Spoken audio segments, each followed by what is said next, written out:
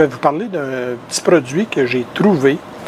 Ça faisait un bout qu'on se cherchait des sacoches à mettre après nos vélos, mais toutes les sacoches qu'on trouvait, soit qui passaient par-dessus le support à vélo ici, et on ne pouvait pas mettre notre petit sac qu'on place dessus ou notre boîte à lunch. Il y avait toujours quelque chose qui nous empêchait de faire ça.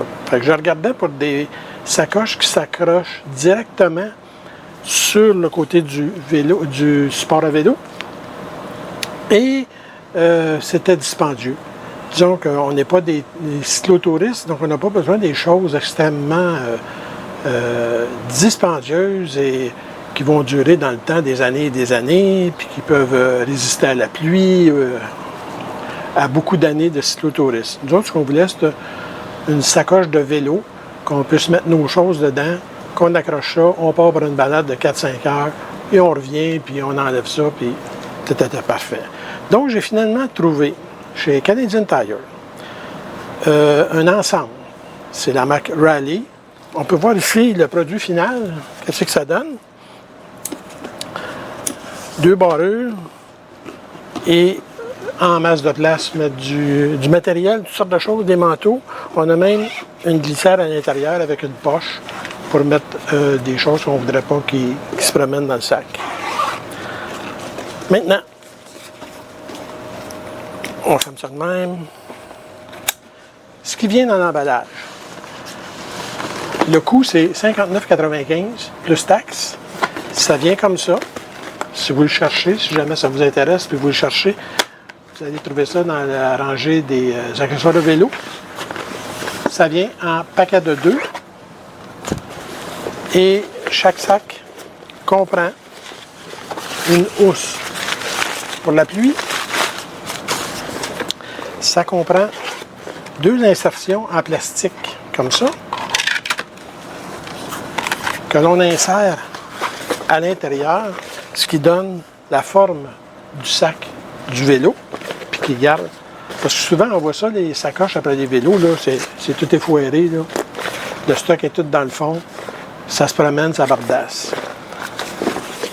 Notre sacoche, elle va venir ici, et non pas là, pour laisser la place, pour mettre d'autres choses par-dessus. Les 2 ensembles qui viennent, il y a une grise et une bleue. On vérifie laquelle qui fait dessus. Et je vous dirais, là, c'est pas mal semblable. C'est des millimètres. Donc, on peut utiliser les 2. Moi, dans ce cas-ci, on a mis les grises pour être plus certain. Donc, on fait juste glisser ça à l'intérieur comme ça. Les 2 côtés. Comme ça. Et on ouvre les crochets. Comme je vous dis, ça vient comme ça. C'est très solide.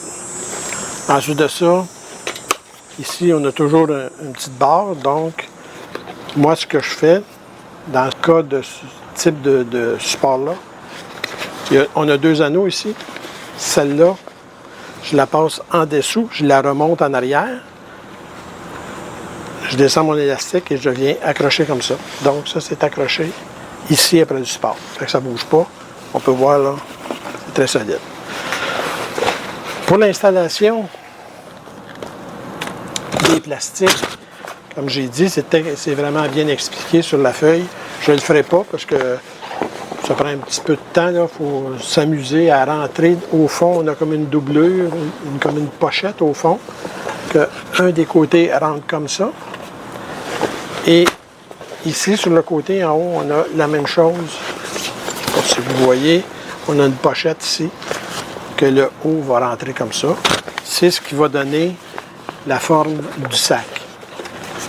Donc, je vais le faire en coupant la caméra, puis je vais vous montrer après ce que ça donne.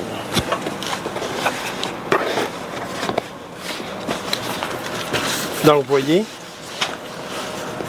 j'ai monté, ça nous donne des côtés rigides, un fond rigide, l'arrière est rigide. Je ne sais pas si on peut voir à l'intérieur, là, c'est foncé pas mal, là. On voit nos 2 pièces de plastique que j'avais tantôt. Ils ont rentré ici en dessous, puis dans le fond, la même chose. Je ne sais pas si on voit au fond. Donc, c'est ça. C'est ce qui complète cette petite démonstration. Comme je vous ai dit, c'est un beau petit produit, pas dispendieux, puis qui fait le travail. À la prochaine.